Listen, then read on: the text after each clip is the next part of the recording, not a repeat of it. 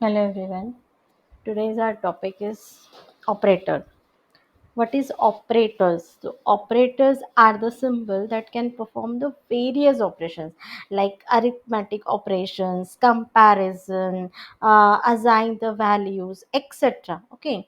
So there are various types of operators like arithmetic operator, relational, logical, assignment, and other operators.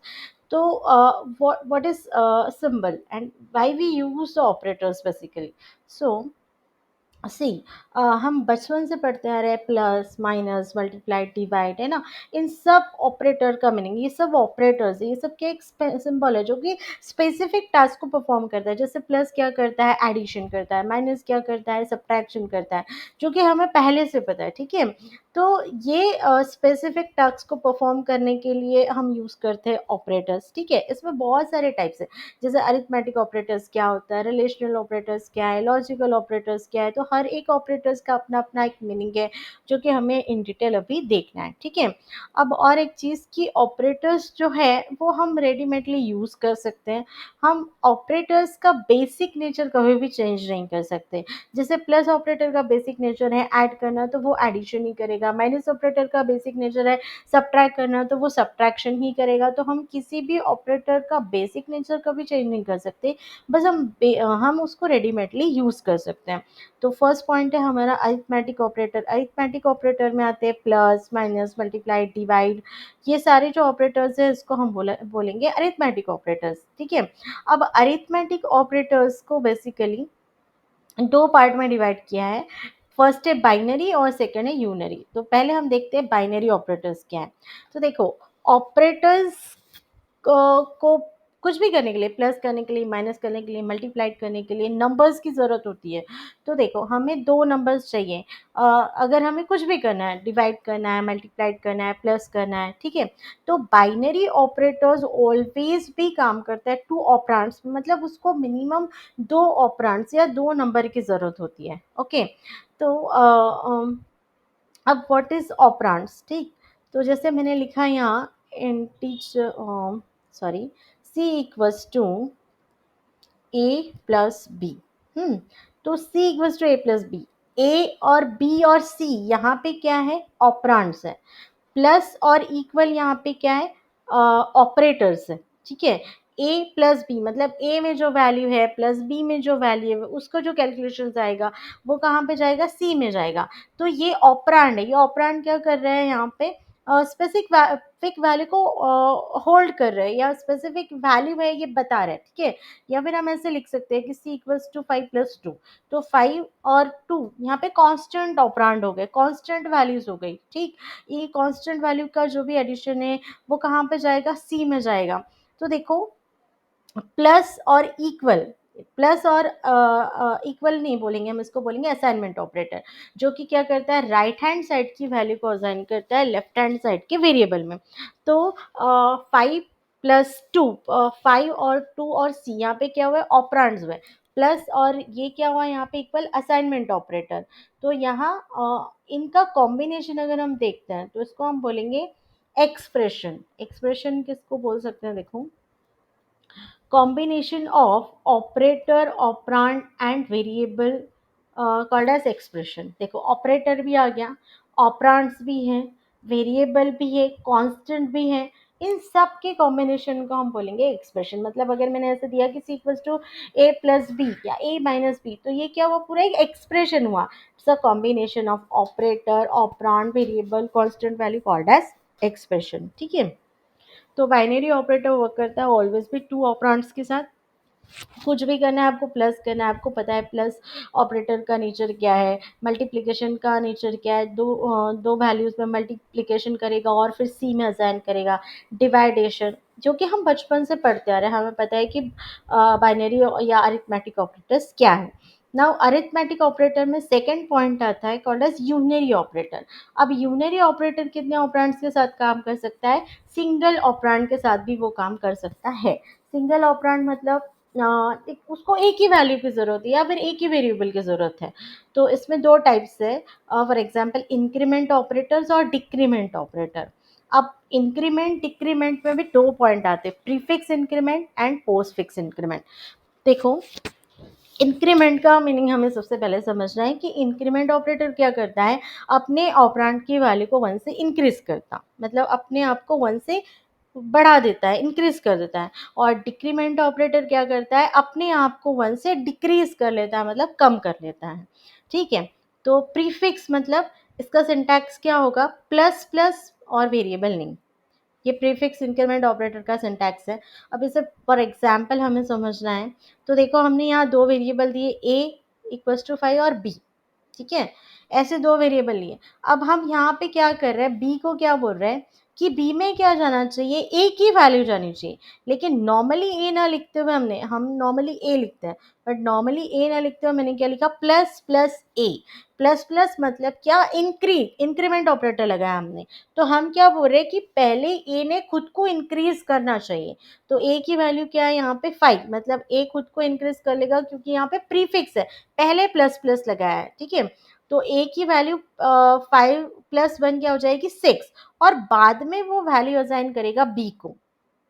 ठीक है, तो जब हम ए को प्रिंट करेंगे तो ए की वैल्यू भी क्या रहेगी, 6, और जब हम प्रिंट बी को प्रिंट करेंगे तो बी की वैल्यू भी क्या रहेगी, 6। क्यों 6 रहेगी, क्योंकि प्रीफिक्स इंक्रीमेंट ऑपरेटर क्या करता है, पहले अपने आप को इंक्रीज करता और बाद में आगे के ऑपरेशंस को परफॉर्म करता। तो यहाँ पे ए ने खुद को पहले इंक्रीज किया, तो ए क्या था, 5, क्या हो गया, 6, और बाद में असाइनमेंट का काम किया। तो फिर जो भी 6 है वो किसको, ए की वैल्यू जो भी है 6, वो किसको असाइन हुई, बी को। तो जब हम ए को प्रिंट करें तो हमें क्या मिल रहा है, 6। जब हम बी को प्रिंट करें तो हमें क्या मिल रहा है, 6। तो कॉल्ड एज प्रीफिक्स। अब पोस्टफिक्स मतलब, पोस्टफिक्स का टोटली सिंटैक्स ही चेंज हो जाएगा। पोस्टफिक्स के सिंटैक्स में क्या आएगा, वेरिएबल नेम और प्लस प्लस। तो सेम एग्जांपल हमें देखना है, तो ए इक्वल्स टू 5 और बी। अब हमने क्या बोला है कि बी में मुझे ए की वैल्यू देनी है, राइट हैंड साइड की वैल्यू असाइन होनी चाहिए लेफ्ट हैंड साइड के बी नाम के वेरिएबल को। तो हमने क्या लिखा है, A, normally B equals to A नहीं लिखा, हमने क्या लिखा, B equals to A plus plus. तो पोस्ट फिक्स मीन्स क्या होगा, पहले ये अपनी वैल्यू बी को दे देगा। तो इसकी वैल्यू क्या है, 5, तो मतलब बी में क्या आ जाएगी, 5, और फिर अपने आप को 1 से इंक्रीज करेगा। पोस्ट फिक्स मतलब जो भी इंक्रीज करने का काम है वो बाद में करेगा, पहले वो क्या करेगा, पहला काम क्या करेगा, असाइन कर देगा जो भी उसको ऑपरेटर दिख रहा है सबसे पहले यहाँ असाइनमेंट। तो वो अपनी वैल्यू पहले असाइन कर देगा बी को, और फिर बाद में खुद को इंक्रीज करेगा। तो ए को पहले वैल्यू असाइन कर दी, इसलिए बी की वैल्यू क्या हो गई यहाँ पे 5, और अब ए खुद अपने आप से 1 से इंक्रीज हुआ, तो ए की वैल्यू यहाँ पे क्या हुई, 6। तो समझ में आया, प्रीफिक्स, प्रीफिक्स मतलब अपने आप को पहले इंक्रीज करना, बाद में आगे के ऑपरेशन परफॉर्म करना। पोस्ट फिक्स मतलब पहले जो भी ऑपरेशंस दिया है वो परफॉर्म कर लेना और बाद में अपने आप को इंक्रीज करना। ठीक है, now same as decrement operator. Decrement मतलब अपने ऑपरेंड को 1 से डिक्रीज करना। तो डिक्रीमेंट हुआ, वहाँ पे हम इंक्रीज कर रहे थे, यहाँ पे हम डिक्रीज करेंगे। तो प्रीफिक्स डिक्रीमेंट, प्रीफिक्स में सेम एज, पहले खुद को डिक्रीज, पहले खुद को कम कर लेना और बाद में आगे का ऑपरेशन परफॉर्म करना। तो ए की वैल्यू यहाँ 5 है, तो हमने हमारे ए की वैल्यू क्या हो जाएगी, 4, और फिर हमने बी को दे दिया। तो ए भी 4 इस केस में हो गया और बी भी 4 हो गया। और पोस्ट फिक्स में सिंटैक्स ही चेंज हो जाता है। पोस्ट फिक्स में क्या है, वेरिएबल नेम, डिक्रीमेंट ऑपरेटर। तो अब ए की वैल्यू क्या है, 5, तो पहले ए की वैल्यू बी को असाइन हो जाएगी, तो बी क्या हो जाएगा, 5, और बाद में ए खुद को 1 से डिक्रीज करेगा, तो मतलब ए की वैल्यू क्या हो जाएगी, 4।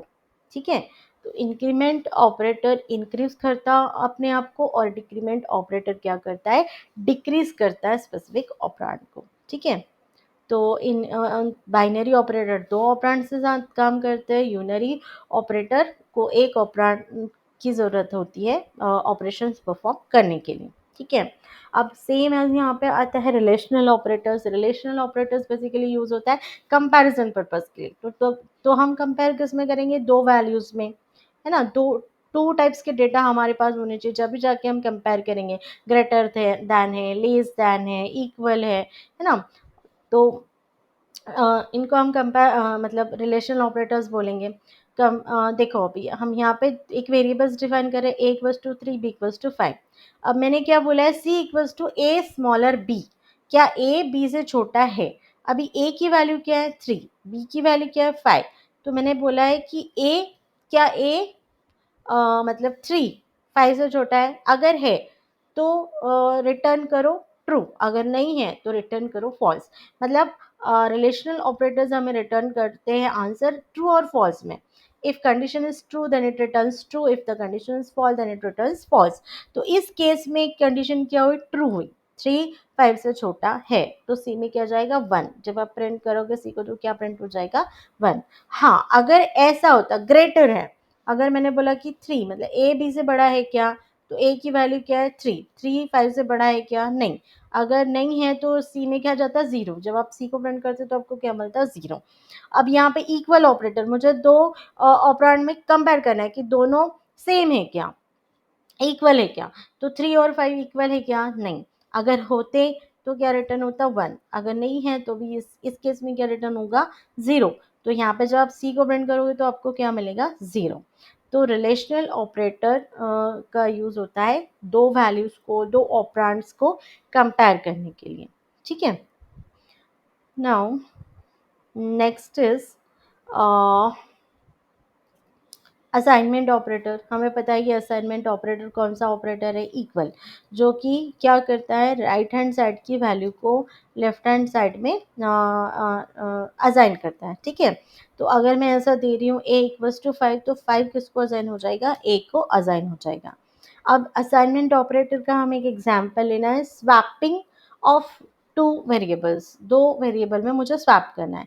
जैसे मेरे पास a है 5 और b की वैल्यू है मेरे पास में 10।